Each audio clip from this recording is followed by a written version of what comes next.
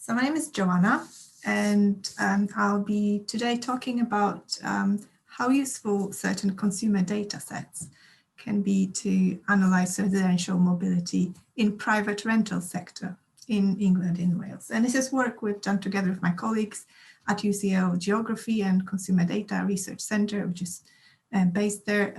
So they are Rory, Coulter, Justin van Dijk and Paul Longley. So why have we started looking at using consumer data sets for this particular application? As you know, there's a lot of talk about generation rent, about residential mobility, facilitating social mobility and how important it is. And there's a lot of work being done on the housing ladder, so to speak, but there is much less done about tenancy ladder, if you will. So how this trajectories of improvement go on in rental sector. And that is largely due to availability of data. So you have the land registry data set. It is a comprehensive database that tells us about all the transactions in the private owned accommodation. And we have seen one presentation based on that data set, and I believe the next one will also be based on that data. And for rentals, we don't have that. And while only 20% of English households live in private rented accommodation, they account for half of the movements, half of the residential mobility, which is kind of logical if you think about it. So that's why we started looking at the consumer data. So with the traditional data for housing research, we have the land registry, we have the electoral registers, which are also complete coverage. We have census, and we have surveys, which are designed for statistical research. So they are predictable, they are representative, they have known coverage, they are regular and regularly updated. So you have census every 10 years, for example, and we know what to expect. Now, with this consumer data, by which we mean any data collected for business purposes, such as commercial address bases for sort of mailing lists and things, and then rental and sales listings, those are not collected with statistical research in mind. So there may be, first of all, we don't know why they were collected. There may be just a byproduct of some kind of transactions being made, and they be collected for reasons that the company does not want to divulge. And so the aim of collection is unknown. The accuracy is unknown, although companies will be interested in keeping things reasonably accurate. Now, because we don't know why this was collected, there may be bias, which may be incidental. It may be on purpose because companies are only interested in certain part of the market. The coverage may change over time. There's no collection schedules. So in short, there may be no design and it's messy. So why do we even want to use it then? Is because of the frequency in which this is collected. So instead of looking at snapshot as we have in census, we can look at continuous picture. We can do longitudinal research instead of cross-sectional analysis. We can detect short-term changes and anomalies such as the COVID situation. We can do data-driven research because of the volume of the data. You can do things like data mining, which many people are not, it's not many people's favorite, but even if you're not subscribed to this theme of research, it helps form hypotheses. So that can be checked by more robust methods if needed. And there is richness to the data set, and probably if you have a question, there is already somewhere out there a commercial data set that would answer it. So you don't have to, so the question is accessibility of it, but it's probably there. It's also that with relatively little information because of the volume, we can come to many interesting results. But first, because of this messiness and this lack of design, we need to prepare and assess the data set, the data first. And this is what I'm going to show today for two such data sets. One is the linked consumer register, and the other is a Zoopla data set.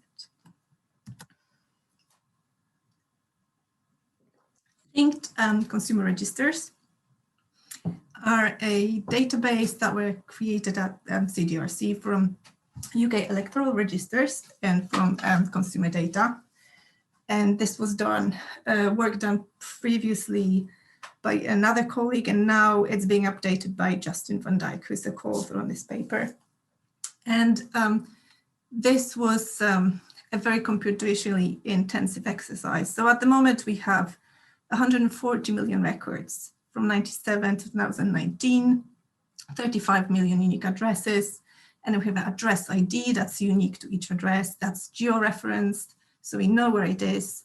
It's a standardized address, and we have a forename and a surname of a person, and the first year and the last year when they were seen at that particular address. And it covers the UK adult population. Now, to stress here, because it's sensitive data, it's personal data, this is all analyzed in a secure environment with all the appropriate permissions required for this kind of research. If you want more information about how this was exactly compiled, you probably need to go back to Justin, who unfortunately is doing a presentation on this very topic, but in a concurrent session in session 2 at the moment, I think.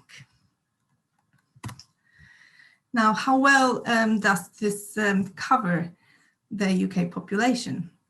So we see on this map, it's pretty good coverage. It's more than 50%. So this is what we see here is the local authority district and the ratio of the consumer registers population to census 2011 population. And it goes up to 100% in certain areas. Doesn't seem to be much of a spatial trend there, maybe except Northern Ireland. One thing to keep in mind is because it's based on electoral registers from which people can opt out now, as we progress in time, the coverage gets a bit worse. And this is the case for 2019. It gets closer to 50%, which is still a lot more than any survey that you can find. So how does this work? How would working with this consumer register for mobility, residential mobility, could work? So we know if a person is in a register. So I have Rory Coulter here living at an address, 2015, moving out mid 2016. And what would happen in LCR record is Rory Coulter address and 2015 first seen, 2016 last seen. So what we can do with this data as it is, we can look at tenure lengths, we can use geographical trends and so on. But then we can do fancier analysis, which try to find the same person at another address and try to follow them through this register and see where they moved, when they moved, who they moved with. And that's the migration model that my colleagues are working on. And it's probably a topic for another presentation because despite seeming simplicity, the application of it is pretty complex. And then we can add more data. So we can add rental or sales to look at the social and geographical trajectories at 10 years. So not only what the person, but the person is in private rented accommodation or owner-occupier accommodation, but also whether they change between the two and how does it happen and when does it happen. So speaking of rental accommodation, this is our second data set. And this is the Zoopla database. So Zoopla is a website which aggregates letting adverts from various agencies. And WhenFresh is a data provider that's cleaned up some of the data and then also added extra forwarding postcode information. So what data is in there? We have property address again. We have dates, several date stamps that I will talk about in a second. property type and size, which is say flat or a house, whether it's 1 bedroom, 2 bedroom, 1 bathroom, 2 bathrooms, price, number of views, so the number of clicks on the website. And then we have the forwarding postcode if somebody has requested because they have moved. We have 2014-2019 coverage for this, for England and Wales, and rentals. There's also a sales database, but for rentals, it's 3.5 million records. And that's 2 million unique addresses, because some properties get added and then they get rented out, somebody moves out, they get rented out again, they might show up several times. I should also add, there is another version of the Zoopla data that's available from Urban Big Data Centre in Glasgow. And as far as I know, the difference is probably that the UBDC version has the extra description of the property, but they don't have the postcode. I'm not sure what else is in there. Now, this is a pre-cleaned data, but still there's some extra issues to be resolved. So we removed some extra duplicates and then some issues with the logic in dates. So there are 4 date stamps in there: when the property is first added to the market, when there's a listing, when it becomes available on the market. Then there are things, when things are changed within the listings, there's a date stamp created. And then there is a date when it's rented out. Now, the rented out date would be ideal, but a lot of it is missing, between 50 to 75%, and it gets progressively worse. So we had to calculate opening and closure dates. There's also other issues within there, so not all dates were exactly put where they needed to be. So if you want more information about this process, which was pretty involved, I can sort of give you more information later. So we've cleaned up maybe 150,000 records out of 3.5 million, still not too bad. So how well does Zoopla cover the population of private rented movers in England and Wales? So again, we have local authority district, and this is the percentage of actual household moves. So taken from census 2011. And those are wholly or partially moving households. So overall, the ratio is about 33%. There is a bit of a pattern here, as you can see. There is better coverage in the south, in this triangle between London and Oxford and Reading, and also in the north, Northumberland. And there is a bit, and it's quite a bit worse coverage, for example, in Wales, where it goes below 10%. And also rural north, also not so well covered. So that kind of shows up as well in this box plots in regional percentages. So Wales, Yorkshire, a bit worse, and then north, southeast, northeast, and around London look better. But there is a clearer pattern if you look at the supergroups according to the 2011 area classification. So that's kind of functional groups, types of neighborhoods in the UK. And we see those that are classified as countryside have a lower coverage in Zoopla than those that are more affluent. So this is what's called affluent England in this classification.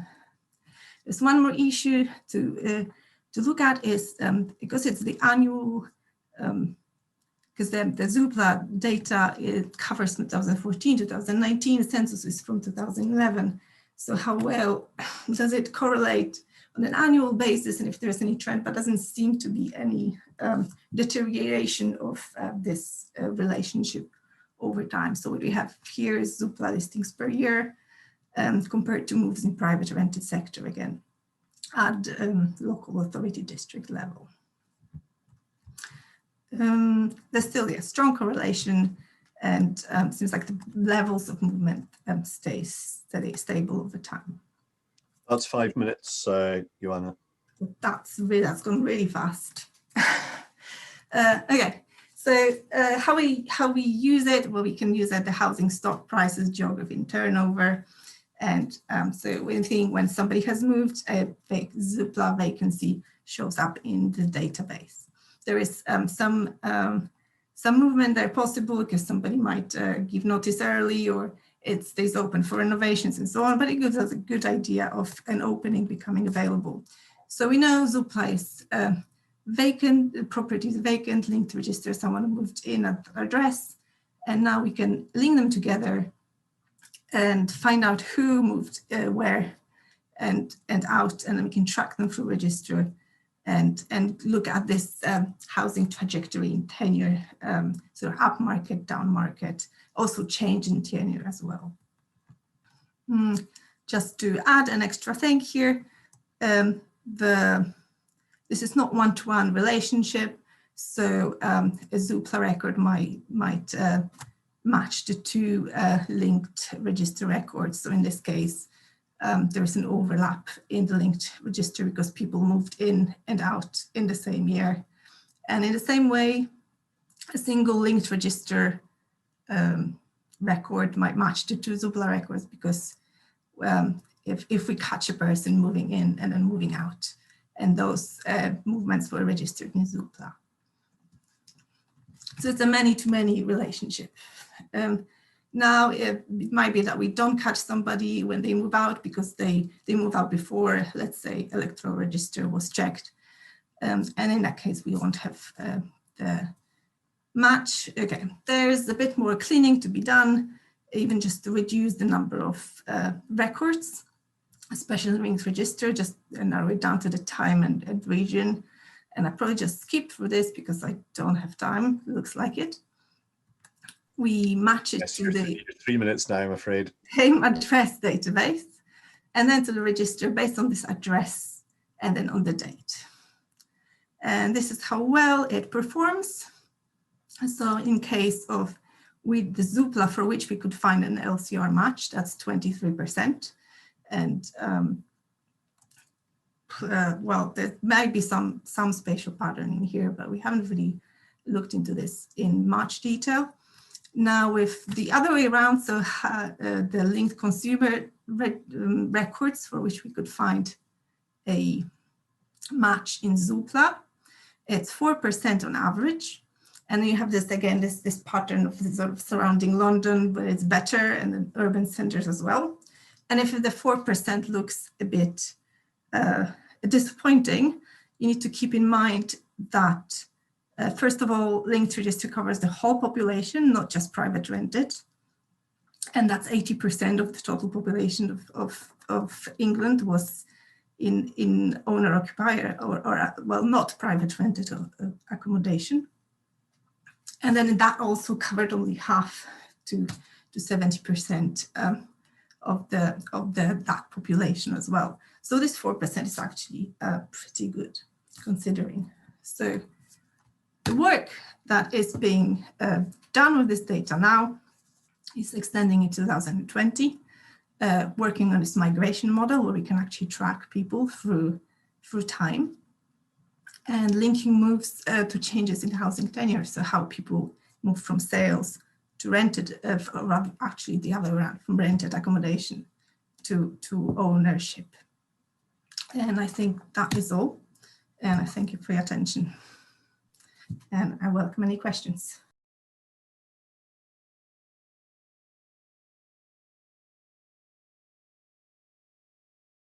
Why was there this coverage variation around the country? I wasn't entirely clear as to why this was happening, or is this something you're still we don't know why.